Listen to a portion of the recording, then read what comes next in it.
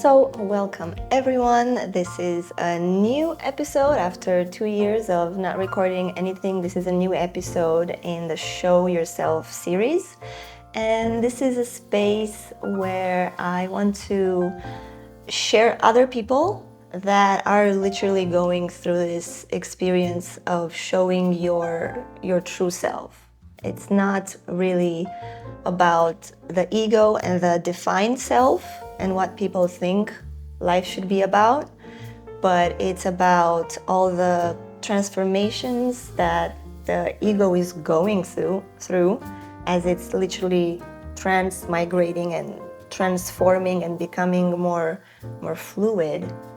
And as this happens, as we become more open and more fluid, then the true self can just come and express through this vessel as the will of God. So, drum roll please, meet Catie Freund, which is a wonderful lady that I've met a few weeks ago when we were in a kirtan singing, and she was singing so beautiful. And then we connected, and Ubud can be Ubud is ultra spiritual kind of place. And a lot of bullshit. Let's be true with it. There's a lot of this kind of bullshit happening. But when I listened to her videos on Instagram, I was checking out your profile. I was like, look, this lady is actually authentic, and she's actually speaking from her truth. I could sense there is no bullshit, just repeating stuff and all the things that you can find here in Ubud. And then a few days ago, I just said, hey, how about we talk? How about we meet and talk? So now here we are, and if you would like to introduce yourself more. Beautiful introduction. As you're speaking about the ego dissolving, I feel it coming through my body. It's almost like the vibration of holding on to who we have been in our own minds. And so I'm in a space of just opening myself more. Like you said, I'm starting to share more now, having that authentic motivation to express the self. But for so long, I had no idea what that was, who that was, what that looked like. So I guess to introduce myself, and which self it's introducing. Beautiful. Yes, this human experience. To sum up some of this journey, as you were beautifully describing, was this being with an established life that was working in therapy, had the business background, was, in a household, and feeling like there was something missing. And so the journey of this coming into an expression, a flow of life that feels authentic, that feels true in each moment, that is not premeditated. That was my biggest challenge. And I'm also realizing as the gift is the release of all the mind stuff into a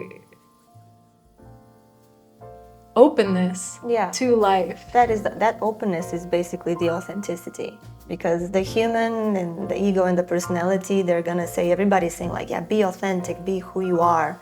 But if you don't really wake up to reality and see yourself, recognize your true self as presence, as God, as consciousness, then you're not really authentic, because it's just like acting. Nothing is new, right?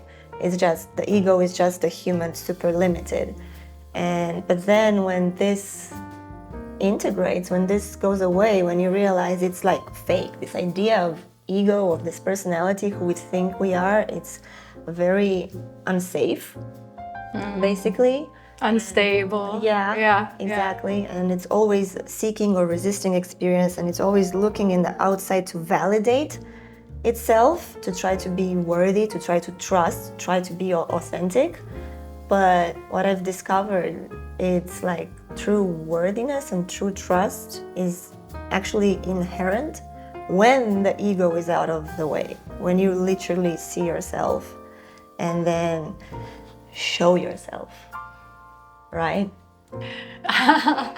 And it's such a beautiful process of also like, how do I even introduce, that it's not even so natural as we are allowing these like concepts to let go, to, you say, like, show yourself. And what is that besides the consciousness of the moment? Exactly. That's, as it expresses through this being, is going to take so many different forms, is going to express in so many different ways. And that's authenticity, right? Because you never know what's going to happen or what you're going to say or where you find yourself, right? You cannot control stuff anymore, right? Or make plans or something. Life just happens and you happen to be there, and it's going to happen anyway. Life is just lifing anyway, and when the ego just kind of comes along, and like I like to say it, like the transition from ego to we go, which is when the human realizes that, I literally have no control over this. There's really not so much free will, and the only free will I ever have is to choose God. And that's the only thing that you can do. It's just that surrender, just to let go and let God. You cannot control anything. Safety doesn't come from defining your identity or defining your life or having stuff. Like the true safety just comes when you realize you are not that. You are none of that, but then you are all of it. That encompasses everything. And then it just doesn't matter.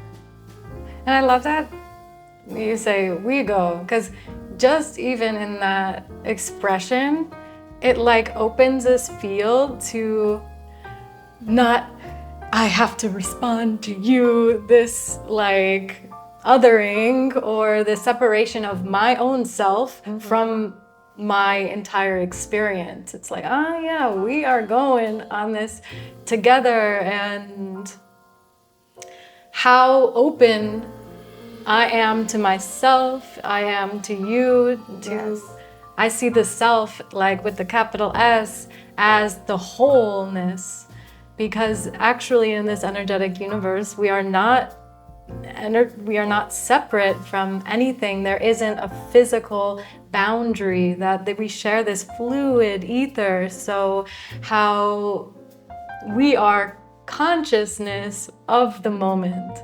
And maybe there's, these mind movements present as well. And I think that's been something that's been so transformative in my experience lately, is observing that, seeing that, these being identified with the mind, being pulled into its movements are what, or that's a habit that we tend to really live there. And then this whole experience is creating the spaciousness where that can be there, the ego can be there, and we, like you said, choose. The free will is, how are we going to experience this? Am I going to keep judging and actually keep perpetuating that energy of ego mind stuff, of a frequency or an energy that feels constricting? Or can I observe that and be like, that's here. That's here also. And my consciousness is able to experience that with from a peace. Yeah, from this sense of peace, because everything is at peace all the time. Like we said, like life is lifing anyway. Things happen, whether you choose to accept what is happening, which is actual what meditation is, just accepting everything as it is, or you choose to like or dislike it, which creates separation from the experience, and that's basically the ego. What the ego is, the ego just likes and dislikes, or the ego seeks something or rejects something and uses the mind to create linearity and to create cause and effect, which again is separation. Because what God is and what always is beyond time and space. It's just, everything just is.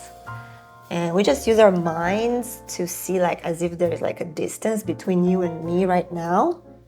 But it's literally no distance from anything. There's no distance from this body to the air and the space and everything that is God. We just exist within God. So I know you've been in Hermetism, which I liked a lot, for like, what was it, in the last month or more? It's been like a good 8 months of really energy. Like the whole devotion has been to life as it is here and honoring what intuitively feels right. Yeah. And so it's been in hermit mode for really a large portion of the past 2.5 years, but especially these past 6 months, the energy's just been calling me to sit with myself, because I'm a very, sensitive being. Yeah. And in this process of allowing life to life, becoming sensitive to my inner cues, and also making friends with this ego. Like, I love how you described it. It's our expression in this game of polarity, of black and white, of like and dislike, that it's the perceptual mechanism that like we can perceive the it's the only way we can have an experience on earth. We need an ego. Yes. Right? We need the ego. It's amazing to have an ego. But if we allow the ego not to be fixed and condensed, and if you allow it to be fluid and open, then that's the we-go, and that's when you actually enjoy. It's we, it's human and divine. That's the we-go. Like, okay, let's be human and divine together, and let's just trust God, and I'm gonna just let God take care of me at all times. Like, a few weeks ago, there was this, like, the Holy Father prayer came to my awareness again. And I talked about this in a previous video. And I talked about how this prayer is literally about the human surrendering to God. Right? It's just a complete recognition of God. And then when it says, like, God gives you your daily bread, it's like, God is gonna take care of you, dear human. As long as you have this devotion, like you said it, this devotion to God, as long as you choose God, then just God is gonna take care of you. And you just acknowledge it. Yes. Yeah.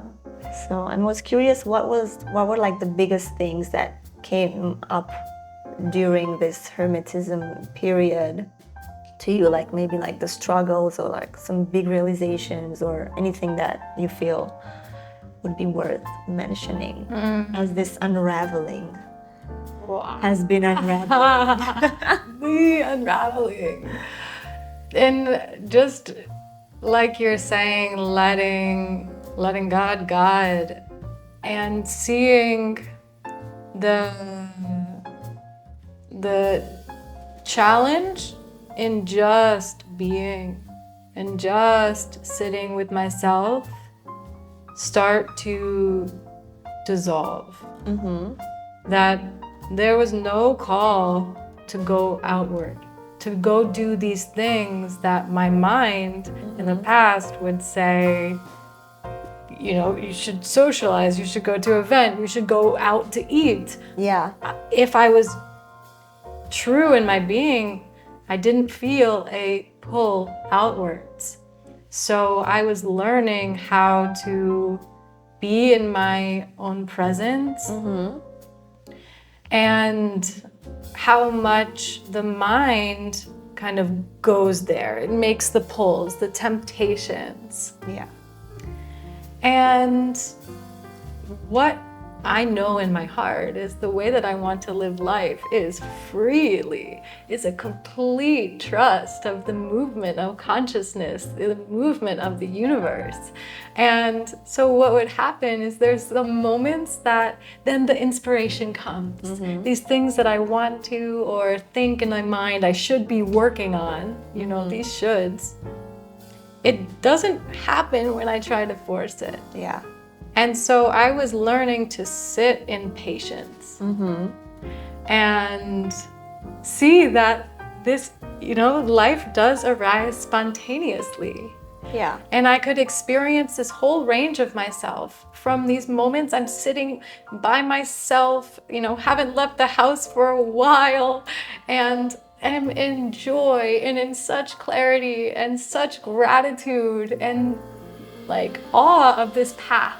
Because I'm experiencing this awareness that is expanding beyond the mind stuff.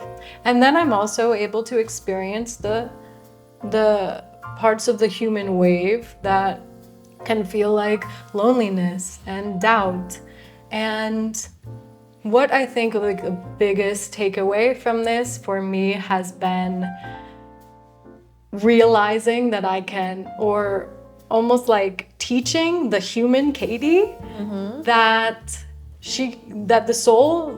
my soul can move me through this. Yeah. So on those low parts of the waves, I had the temptation to reach out to somebody, to make a call, to, you know, almost somehow escape this inner agitation. Yeah. And through this experience, I just moved myself through, and on the other side of that wave was this clarity, and it's like the relief. Yeah. And also I could experience the wisdom in the lows, because it's just like this amazing thing, which is that there is wisdom from these experiences. And I could see that the mind was judging and resisting it, yet the more that I could allow that to and just observe, you know, those moments where the mind was going, on the other side, I could see, wow, I was actually just being grounded, and it was like redirecting me in a way. Like there's new momentum. I needed, like I had some movement in one direction. So for example, my what's alive in me right now is this work that I'm creating in the world in the way that I truly want to express. Yes. So anyway, it's like it would have a step, and then I'd have to like allow space for it to recalibrate and see, oh, it's actually refining me in a different way. If I were to just keep forcing through, I would have been creating something that doesn't actually feel so alive to my soul. Yeah, and it would have been from the mind, like control. If you force it, it's just from the mind, and it's not authentic, right? So then we need to let ourselves have this lot of contemplation time. A lot of give space to our creations. That's what I noticed also whenever I try to like record the material or do something.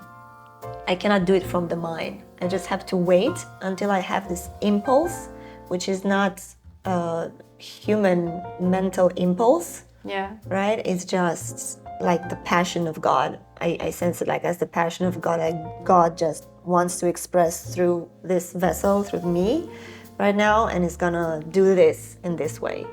And maybe I'm gonna work for 5 minutes or 5 hours, and then I just have to, you know, wait until the next moment. How do you work with those experiences of the waiting? Because that is what I feel like, that's the beauty of this path, is the like trusting of the nature, of the wisdom in our own, the intelligence of our being. And this path that you speak of, also this like dissolving of the fixed identity self, had so many ideas like of what progress is. So yeah, how do you move through this? It's just trust and having, like I say, like always it's good to remember your motivation. Like this is the number one thing. And even when I'm working with people, and in the last program that I did, the Unveiling Worthiness, which I am doing again at the end of this January, the first thing that I do there is, hello, hi there, okay, don't take my shoes, please. It's just to establish your motivation, like why are you doing this? Why are you here? Right? And then when I have this is helping me through the lows and the moments of where I don't know what to do. And this is just helping me to trust, because when I remember my motivation, which is to know God, and that's it, just to be God, to know thyself, which has always been my biggest passion, then everything gets easier. And I've been allowing this ego to we-go transition for the last 4 years, right? So I've been working with this a lot, and it's been super hard to basically train the mind to trust in a way. Yes. Because, going from control and trying to, it's been like this, right? Like the human is like this. It's like, oh my God, what do? I go here, I go there, I go here, I go there. I'm just losing myself so much. And then you just learn to trust eventually. So this last 4-5 years of my life, it's all been about that. Because I literally had nothing to do. There was no way out. Yeah. And you just wait. And now I learned to differentiate between like a human will and a human passion that really wants to get things done in the mental, that has an agenda. I know when that is, and I know when there is the God's will, passion of God that wants to express. And there's like the seasons, like sometimes I'm just superhuman, I cannot force myself to be spiritual. Yes. Right? I mean, everything is spiritual, like everything is spirit. Yes. Right? And God is in everything. And sometimes I just need to be like the human, like just acting as the human. And I have some days when I don't go into like meditation so deep or that. And because you cannot force it, you cannot force your awakening, and you cannot force your meeting with God. You can just have this readiness and willingness and passion, and that's it. And then when it's the time for you to go deeper with it, then it's just gonna happen. You're gonna know. And I feel it, like I really feel it when it's okay for me to go out and hang with people, and then I feel it when I just need to be alone and just be in silence and just be in the void of nothingness, which is one of the most delicious things in the world. When I was in Uluwatu, which is very active and a lot of normal ego, like normal human ego, it's in Uluwatu, and in Ubud is spiritual ego, that kind of thing. So I was in Uluwatu, and when I was interacting with a lot of people, my favorite moment of the day was actually coming home and just falling in bed and just sensing I am home. And then I would just allow any identification with anything and all definitions to just disappear. And I would just be in nothingness, rest in nothingness, and do just that. And that's my go-to for everything, If I am stuck or not stuck or whatever it is, I think this is the solution to everything. It's basically meditation, but, true meditation without the words, just resting in awareness, resting in nothingness, resting in creation. And I was still having this, like, I should create more content, because usually I create something every month, And at some points I was having too much fun as a human and being too engaged. And I didn't want to, I didn't feel like writing so much, But when I spend more time into this void, then stuff just comes out of me.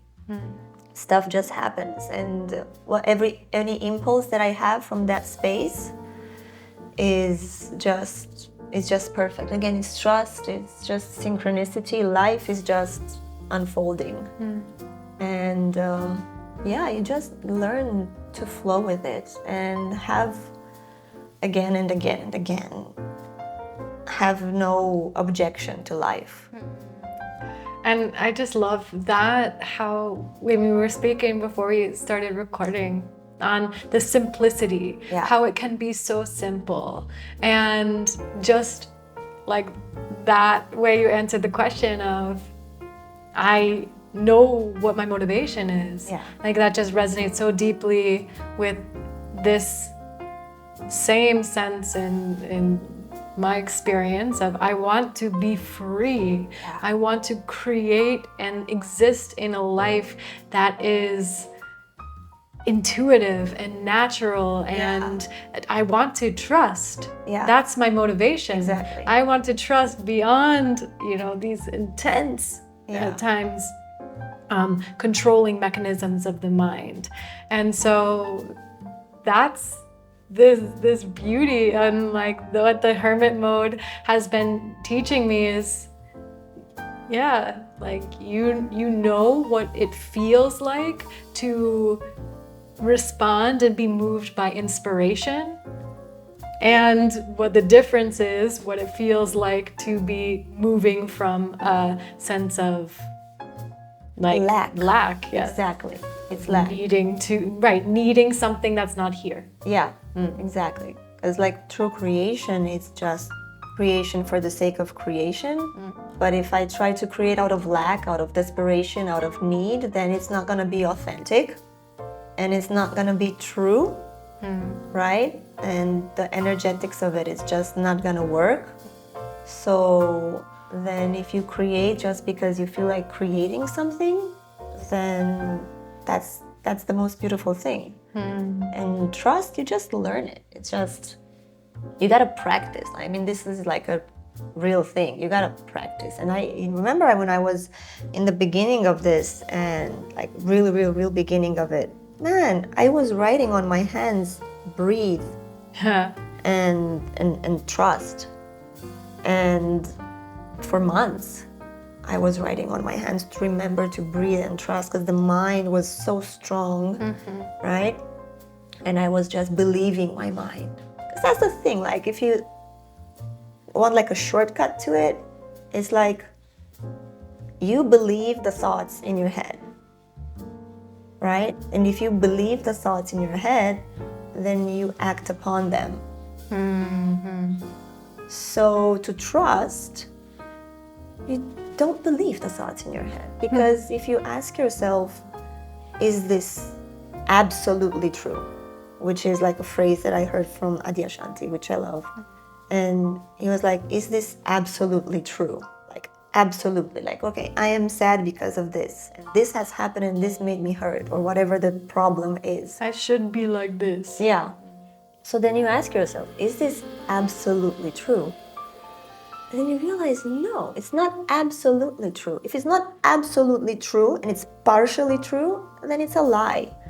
So then, am I gonna believe the lies that are going through my head? Or am I just gonna trust? And for me, this is like a thing that I've been using, a long time. And a lot of self-inquiry, right? With every problem that was coming up, also, I never like gloss over it, bypass it or anything, any human emotion that comes up or problem or that. I always take time to see it, right? To look into it, but not really act it out. I don't engage with it. Whatever sadness or rage or whatever thing it is, I just allow myself to feel it and to see where it is coming from. I allow it to express through me, to exist, and I have this thing where I be like, I see you. Like, I see all of you. And I was at the beach a few months ago, and I was just having this thing like, there's nothing you have done that I haven't done. Yeah. Like to whatever wound was coming out, it's like, hey, it's safe, show yourself. And I'm gonna just observe you, I'm gonna witness you. I'm gonna witness all this pain and wounds and suffering that you are expressing. And when I was doing that, I was creating this safe space of acceptance, and that wound and whatever it would just integrate, you know? Because all these wounds that we have, they just want to be acknowledged. They just want to be seen. They just want to be recognized. And then it's like that wisdom that it's all just an experience, right? You accept that. And that's where the forgiveness is. And that's also where the expansion of our humanity is. Yes. We perceive within ourselves the entire spectrum of what it is to experience a human existence. And the more that we can accept that without pushing it away, judging it in our own being, now as I see a whole spectrum of humans playing out their dramas and their roles, there's such a deeper compassion. That experience, I no longer have this resistance to your experience. You're just somewhere on this path. And I've been there. I see that in myself. Definitely. And I think that's like such a gift of realizing that perfection and the simplicity of as within, so without. The more that I'm judging in myself, the more that I see that I judge others' paths. And just that in itself is a feeling of resistance that I don't seek to hold. I want to be free. I want to be in love with myself, with everyone in my life, with life itself. So that's the consciousness that is the space that can observe without judgment. And it's like this journey from a limited personal consciousness, like lower C, personal mind, to the expansion beyond, like, oh, I thought I was this, but really I'm a universal experience. Exactly. So good. So good. That opening to like working with our own sense of the mind. So like my experience of the mind, like has this very scientific, like it's that strong mind that, you know, can actually have so much potential for seeing consciousness or expressing and sharing consciousness in new ways. But really the ultimate is that no frame of mind or scientific theory can actually contain.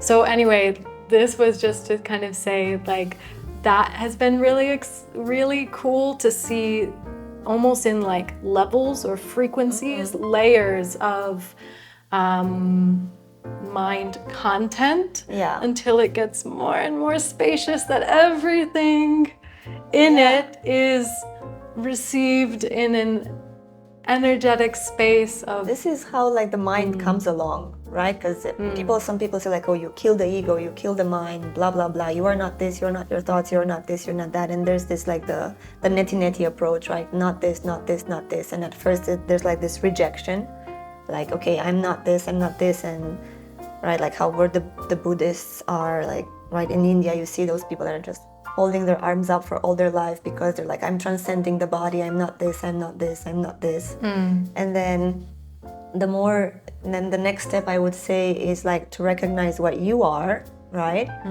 And then the next step is to embrace back the human, right? And embrace back the mind and love the ego. Now it's the ego, and love the mind. Now it's not a limited mind that is used for survival and doubt and fear. But now as the mind starts to understand consciousness, the mind comes along, and the mind is a beautiful thing, because what I was feeling at one point is like, now I can use my beautiful mind to translate how I'm feeling God. Yes. So this is the the evolution, the transformation of the mind. But what I feel you were talking about, like at first the mind is like, doubt, blah, blah, blah, going crazy. And then, guys, the mind comes along. It's safe, right? It's safe to allow this transformation to happen. It's safe to allow yourself to be undefined. And this is what I feel is this experience of humanity's evolution, is that it is the mind that allows us to exist in relation to one another. Yeah. So we have to realize that it's not the brain, it's not the personal mind that's making life happen. So we have to almost go beyond it and then integrate this, the way that this perceptual mechanism views the world and life, and the acceptance for my own limitations now allows me to connect with a broader range of experience of humanity, of humans, through a more enlightened mind. A lighter. Exactly. It's a light mind. It's not a dense mind that vibrates in this frequency, and it's just seeing from here to here, from here to here, like going like this. It's a lighter mind because there's space between your thoughts, because you realize there is space between your thoughts. Right? Oh my God, wait for it. I'm not gonna be focused on this crazy thought, but I'm gonna realize there is space between my thoughts. Okay, let's focus on this space between my thoughts. And you realize, oh, there's so much more. These thoughts are not completely real, right? And true. What is true is that these thoughts appear in the field of awareness. Let's focus more on this. Let's acknowledge more this. And then the mind kind of refines, right? Yes. Getting refined. The mind stops being scared of this process and everything. And it's like, okay, all good, all chill. Life's good, can be good. And I love this. This is something that's been incredibly transformative for me, is to realize that the inspiration actually comes from the space between the thoughts. And sometimes when we're in phases of our life or experience where the mind is really heavy, we think the mind incorrectly attributes the actions, movement, inspiration, what needs to happen in life to the thinking, because we have such thoughts are just coming, that we don't realize the space between the thoughts, and that it is that space from which all life emerges. Exactly. So as we become aware of that, the mind is just a tool for that inspiration of what needs to happen. Exactly. The mind is just a tool. It's like a translation. It's like a translator, like how I see the mind. It's just it's like a software, right? It's just a software that is there is some energy bubbles around me, which can be other people's thoughts, other people's emotions, or just thoughts that are in the air or whatever it is. And then my mind is just translating that energy, and there are thoughts. And when you realize thoughts are just that, just translation of energy, then you realize it's not my thoughts. It's there is thinking. There are thoughts, there is thinking, there are emotions. I am that which is aware of them, right? And then I choose to believe them, and then I become invested in them, and then that becomes my reality. And it's fine. I mean, you can choose, you can even go into drama, You can, why not? It's delicious sometimes. But then you're gonna be like, okay, I've had enough of it. I know it's not completely true. Let's take a step back. There is thinking, there is perceiving. I am that which is aware of it. Right? And there's the peace that you've been searching for all your life. When the peace is no distance from this now, we can allow ourselves to have the full range of experience. Yeah. Right. If if I am feeling, called to some experience, we need to have that. Yeah. In order to learn and see, and also again, like, connect to the wholeness, to the whole of humanity. Because you mentioned like the spiritual ego, and that's when I've got all the answers, I am aware, and I see you're doing your life wrong. Yeah. No, that's the ego. Yeah. That's the separation from seeing that the whole range of experience is what makes any bit of the experience possible. Yeah. And there's no purpose to anything also. Like because I think this is one of the biggest things. Like what is the purpose of life then? If when you realize there's no purpose, like the mind goes. I know my mind had this, like, what do I do if I have no purpose here? Like I have no goal, no actual human goal, because I realized it doesn't matter anything I do or I don't do, it's just expression. And it's just like a flower, right? Like a flower, it blooms and then it dies. And then another flower grows and it blooms and then it dies. And that's every aspect of ourselves and every goal and every purpose. Like you reach the goal and then it goes away. And then my mind was like, what do we do? How do we exist? Where is my motivation coming from if I don't have a purpose in this thing, right? And I think this is one of the hardest things to accept, that there is no point to life other than just to live and enjoy life, right? Because initially when you start this spiritual journey, it's the ego that starts the spiritual journey. It's like, oh, I'm going to go through this enlightenment thing because I'm going to be more happy and my life is going to be perfect. So you have like your initial motivation, which is this, and then you go through a lot of cleansings, a lot of stories that are being cleansed and all that, which is amazing. And then at one point you realize, okay, I let go of this problem and I let go of this trauma and I let go of this trauma, and you're starting to become undefined. Now, until now, you've been defined by your wounds and you had a purpose. I need to forgive my parents, I need to forgive this, and I need to let go of this. And then you come to a point where it's like, you're good.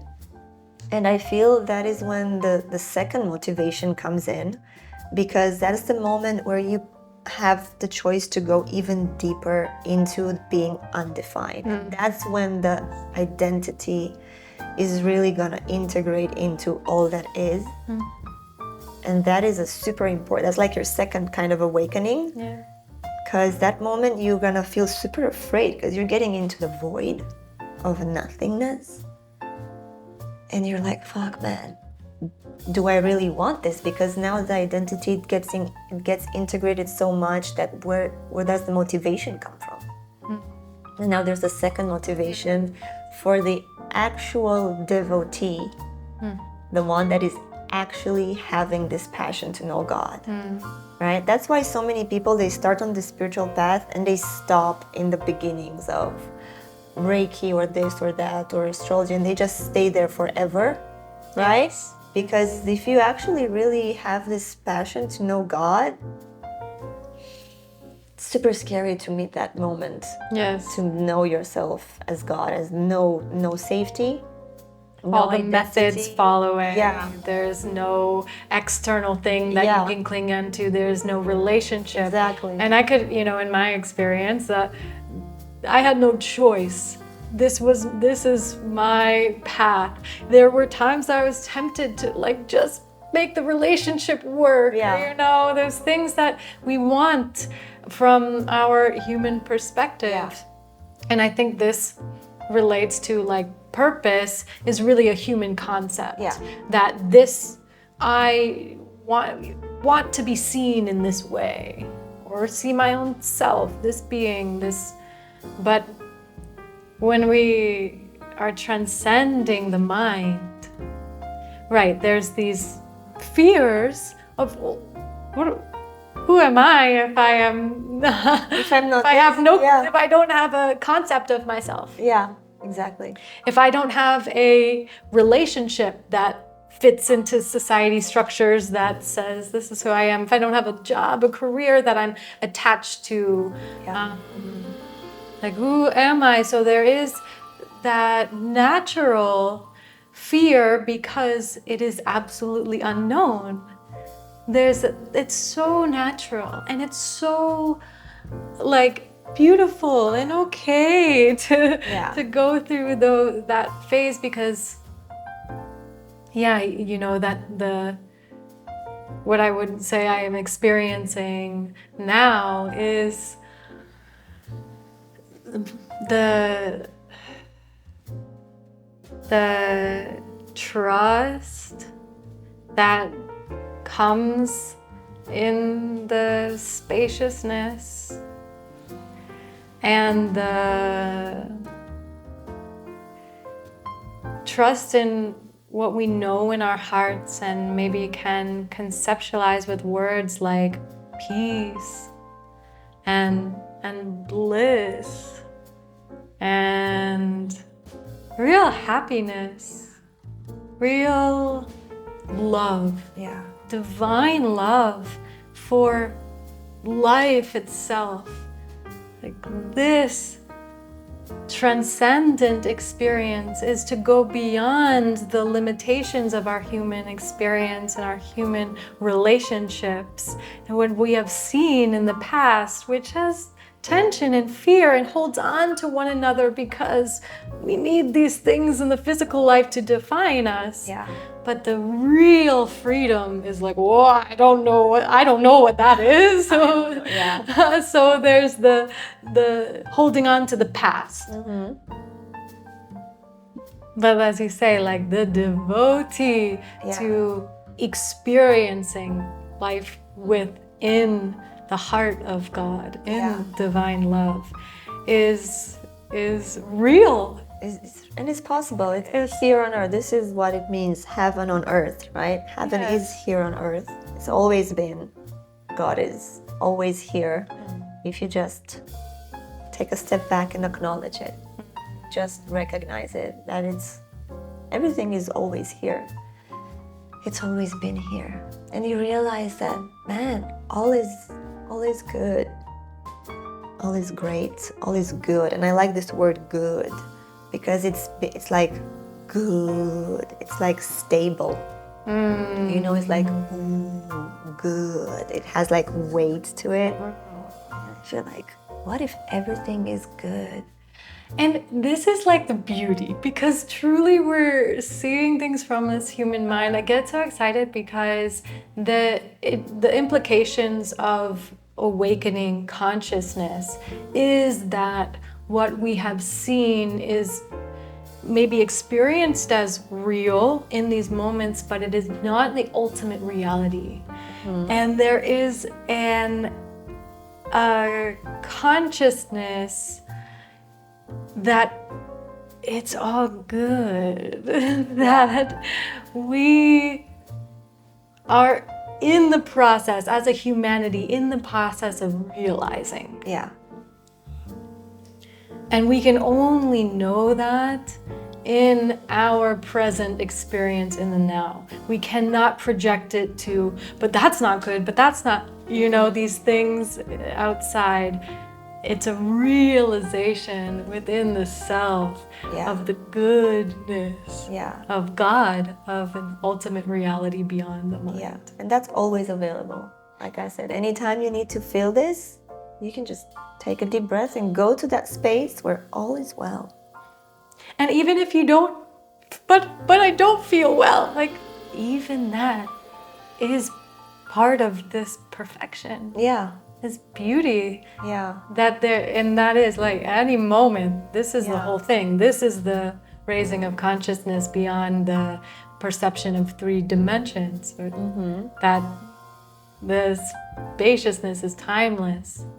And the way that I experience it, which I'm interested in your perspective, is like this evolving experience of the mind and allowing myself to go through these, the seemingly ups and downs, and each down moment, I am cultivating more allowance, more compassion for the self. And so it's like the whole of the being is in this evolutionary process. And now, the experience just shifts. So where the low used to be so filled with doubts, now through this journey of just being, taking that space to be in the now, to be in the perfection, even when it feels or thinks that it's not. Yeah. That process, that journey of coming back to here. I feel that is the wisdom, right? Because in the lows, you're basically having a lot of experience, either positive or negative, right? And you're suffering because of it, because there's no wisdom. There's still no wisdom gained out of it, right? And you feel like you have to find a solution to it. So that's why we're suffering. Because whenever you feel sad, you're going to be like, oh, I need to solve this. I need to solve this. But then in the lows, because you're low, because you start vibrating in the low vibration, because you believe those thoughts that are just jumping, doing this all and on and on. Yeah. I'm dying, this, oh my God. And you take a deep breath and you're gonna be like, this can either happen when you exhaust yourself and you're gonna be like, fuck man, I'm just gonna accept that this is what it is.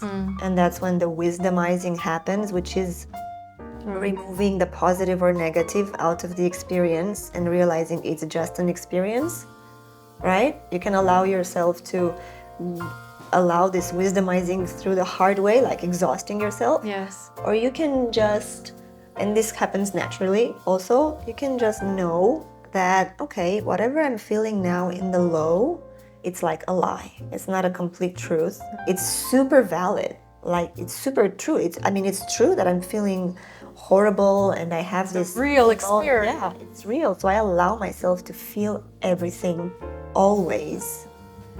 But I don't identify myself with it. It's not the ultimate reality. Exactly. I'm not stuck here. Exactly. And I think this experience of like persisting with that inner knowing, now it can still feel the whole waves of life, but you can actually even sense the pleasure. You can go beneath the surface layer of the experience, and even yesterday went through a wave, and then that like low part of the wave, I could just sit with it and feel the vibration of it. And in that felt sense, it's like the mind is maybe saying all these things about it, but actually it's fine. It's fine. Exactly. And actually it can be a new way of grounding. Yeah. And now it becomes sensual. Yes. Yes. Even if it's like when it's no wisdom, the human is gonna be like, oh, this is good or bad. But when there is wisdom, you see like, this is a cool experience. Even if it's good or bad, it's like, this is super sensual. Yeah. Because if you think about it, dude, you're not a human, You're just spirit that is just animating this biology. So whatever it's happening here, it's not the ultimate truth. So just enjoy it. It's like, any bad experience would be like you eat a very bad cake. And then maybe you've been eating this bad cake ever since you were a child because your mom was cooking like that and was cooking a bad cake and you ate it, and then at one point you're gonna be like, hey, I can try some other cakes. How about I try something else to it? And you can always do this with whatever experience you're having. You can just experience everything. There's a whole fucking buffet. All life, it's just like a big fucking buffet of everything. There's everything you ever want. And you're never stuck into being sad or happy or this or that. Right, the inner experiences. Yeah. Right.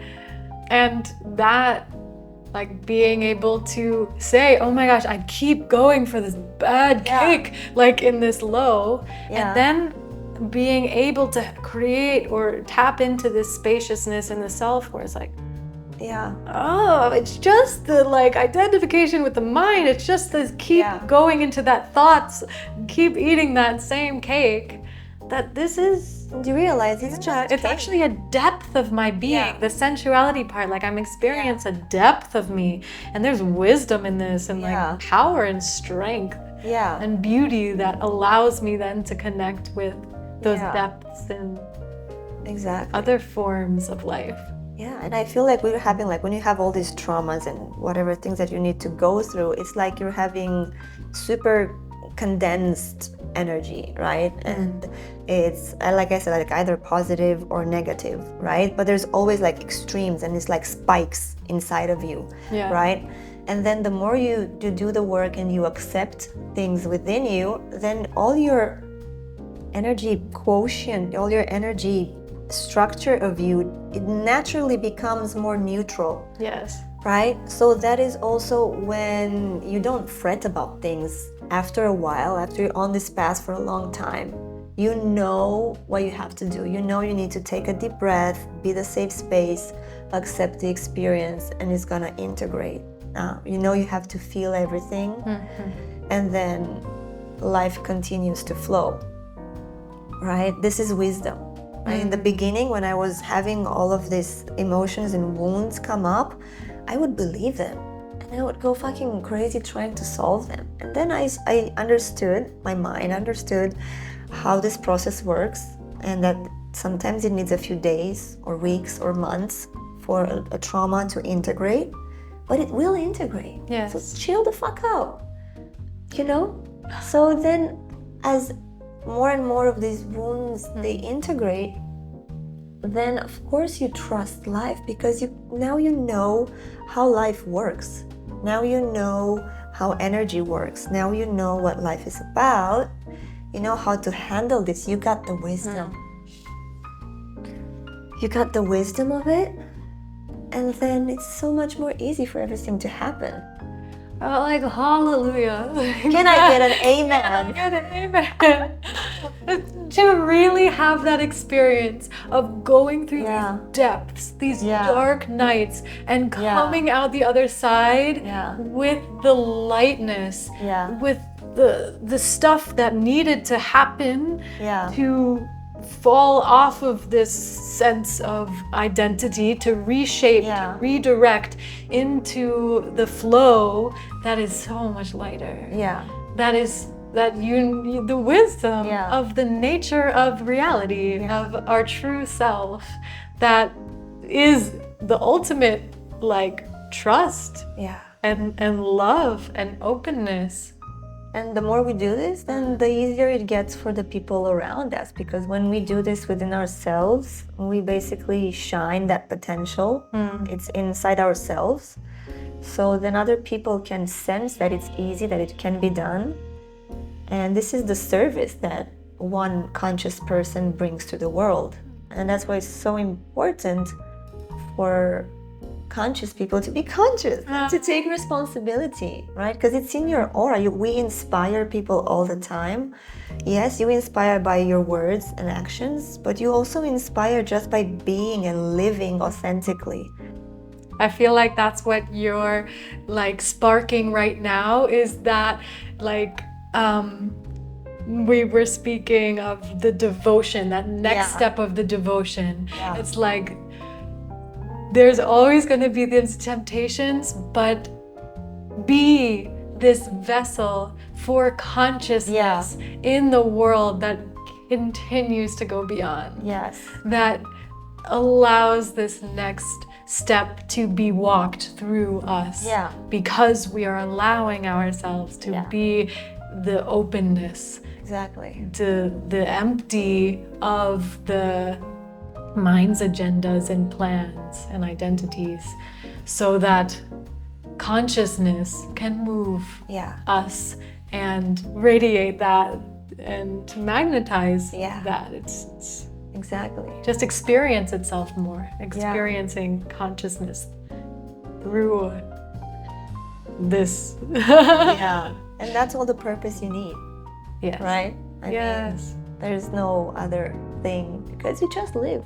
You just live, and when you are in this space of not, overly thinking and not trusting, then you are connected with your inherent nature, which is abundance, which is love, which is trust, which is connection.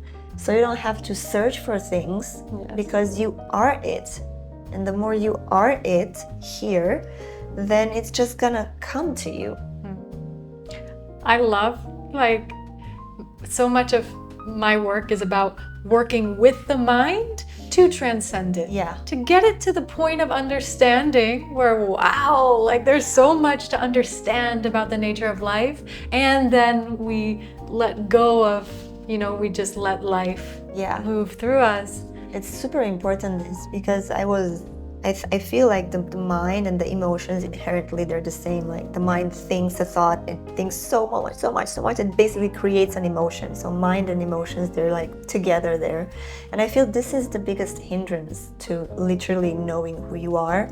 I was calling it the me. It's like the mental body and the emotional body is the ME, mental, emotional, which create the me identity. Yes. And it's really about that. It's really about understanding how the mind works and what the mind is and what emotions are and how emotions work. And as you understand all of these things, then the mind basically will come along. Yes. What does the mind want? Yeah. Even this is simple and clear. Yeah. I want to be free. Yeah. I want to be utilized for the highest experience of life on earth. Yeah. I don't want, I would experience this in my own mind of I don't want to be suffocating myself in the way that, if I'm speaking from that perspective of the mind, that I am.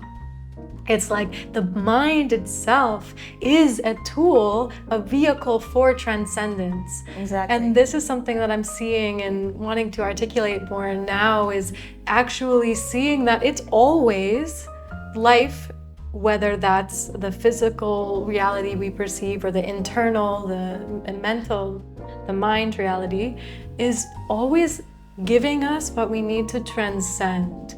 To go beyond. We're still there and we're beyond the limits of that. So it's when the mind is negative or focused on something, it's showing you where we don't want to be. Yeah. It's almost, it's you can partner with it in that way. Yeah. Of life is always guiding you towards awakening. I heard this thing coming to enlightenment through samsara.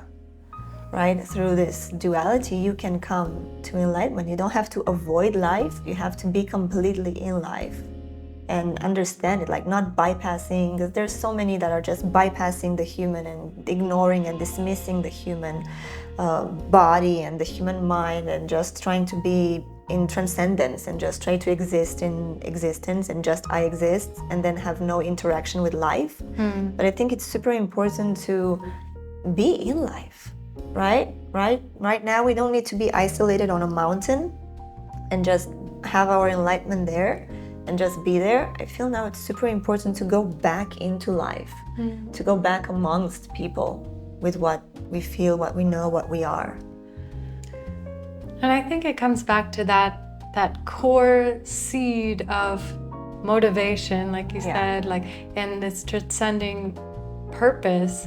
What do we really want? We want to be fully alive. Yeah. That feeling alive, of aliveness. And I remember in my own experience, just feeling like I'm running these same programs, that I'm just having these routines that I don't feel very alive in. Yeah. That I'm not engaged in. Yeah. And so I think that this is what it is, awakening to an engagement with life that feels alive, that feels inspired. Exactly. And so it's the ego goes from, this is what society tells me I should live my life, but fuck, I don't feel alive in that, in this way of doing life. So now the spiritual path is, life is not what I thought it was.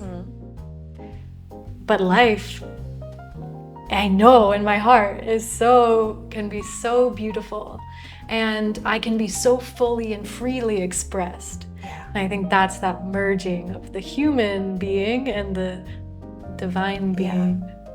Yeah. It's so simple. Just all is good. I mean, all is good. All is well. Good. Good. You feel it different when you say it. Yeah. Because they're just saying like all is well and all is great. I was like, no, I really like the word good. You know, because when I feel the vibration of the word good, it's very constant, it's very at peace, as opposed to great. It's like the human trying to have a good life. Great is great. Yeah, great is good. But lately, I've just been feeling it. So the vibration of just good. I love it because that also is something that helps me to step out of these spiritual concepts. You know, like good is in duality, good and bad. But it's like, no, we could even go beyond that to realize and experience the goodness. That is our true nature. Yeah, it's like the bass, like when you're playing the bass, you know, it's very low vibration. Boom, boom, boom, boom. It's good, it's stable, it's down here. You almost, sometimes you cannot even hear the bass, you know, in a concert, but it's there just keeping the space for then the artist to express and the other higher instruments to play. But you need this ground of good, and this ground of good is God. And it's good God. So good. It's so good. It's all good Yeah. because I'm God. I'm good because I'm God. All is God. You know? And it's moving like the vibration. You can feel that it's very dense. And at the same time, it's moving so slow that it's quantum. And it's moving extremely fast. At the same time.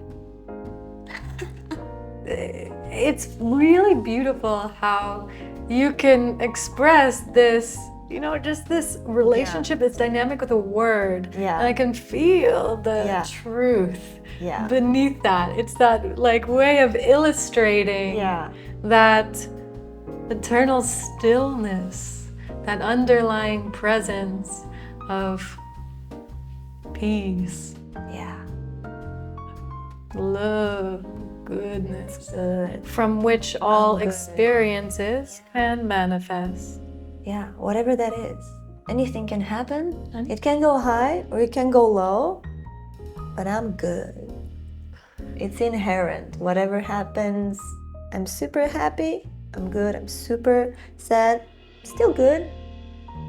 That's the dream. Like the wisdom, right? Like the wisdom is always in the center of it, the center of all experience. You have the wisdom. It's gonna be a good experience. It's gonna be a bad experience, like life. You know the thing about life. Yes. But it's good.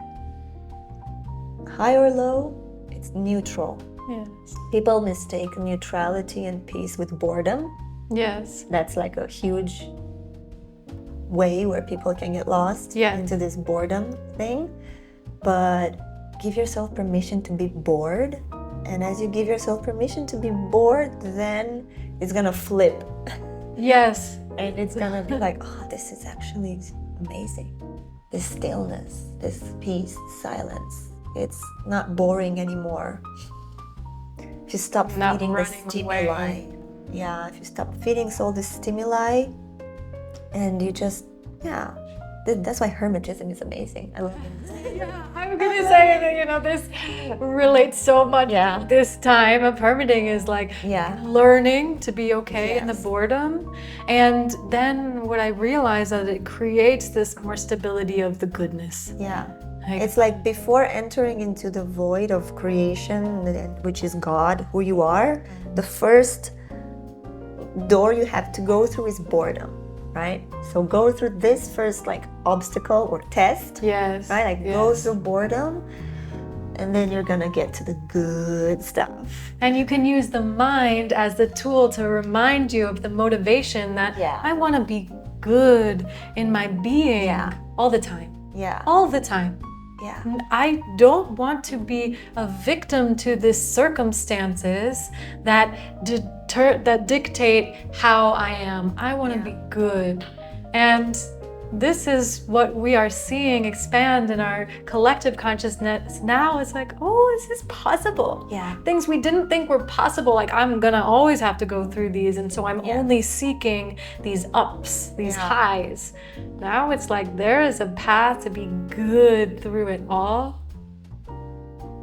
And that is the gift of real, true life. Yeah.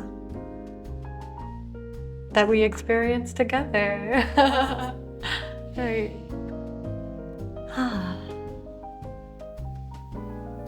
That was good. It was a good talk. Yeah. Thank you. Thank you. Just one hug. Yeah.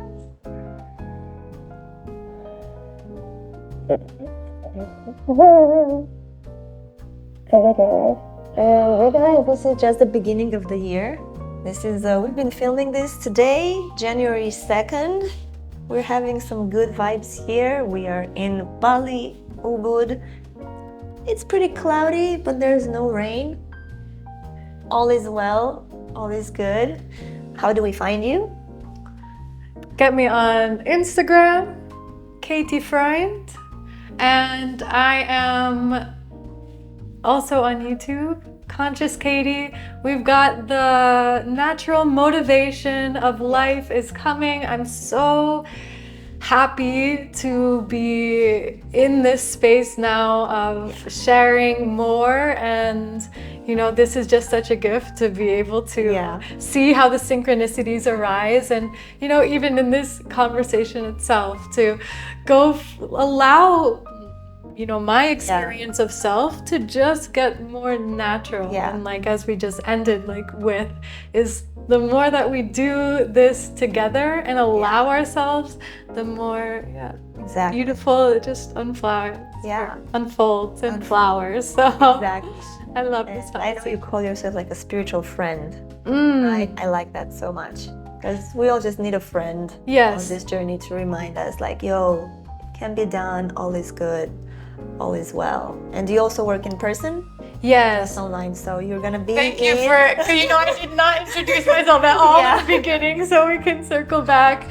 And this was actually always my heart's motivation, was I'm not here to give you your answers. We're not, you know, nobody needs fixing. I really believe in a world where when we're just living our most authentic lives and our natural truth, we're just activations for each other. So that's really the essence of my work, is to be a collaborator, a friend, and guide in the way that this is the path that I have experienced from this human experience. And when we come together like this, our wisdom just blossoms. So that's kind of how I work with people. That sounds excellent. So if you want in person, she's going to be in the US, Connecticut, was it? I cannot say any of the routes, but I do and online. Mostly online, because we're so transient in this life now. But yes, that's where I will be soon, and where I will be a few months from now, I don't know. Okay, perfect. Maybe you're gonna come back to Bali.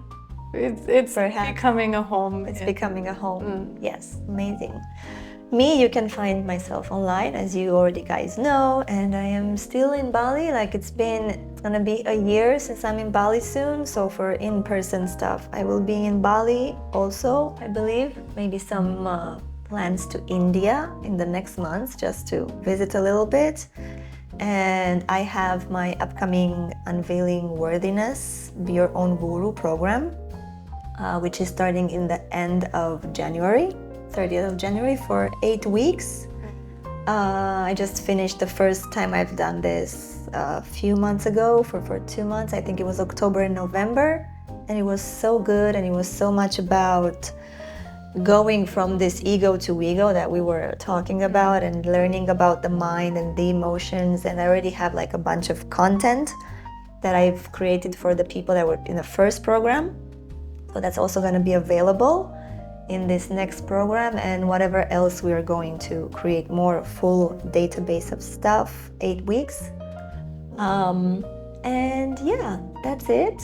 We're gonna have more information. Yeah, it's really about realizing there's no outside guru, right? And when you allow this ego to ego transformation, then you realize you are your guru because you realize your divinity. Yes, and in even my personal experience, from that realization, then are we able to experience that divine oneness with other beings and to really hear the words of each other or a teacher or whatever it is. Yeah, so that is like the essence. I love the... Yeah. Thank you.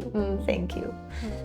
So this is it, you guys. Thank you for joining us. It was lovely. Hello from this wonderful, warm and humid and very humid worm. I'm so tired of this rain here, but it's all good. It's all good. So thank you and see you guys next time.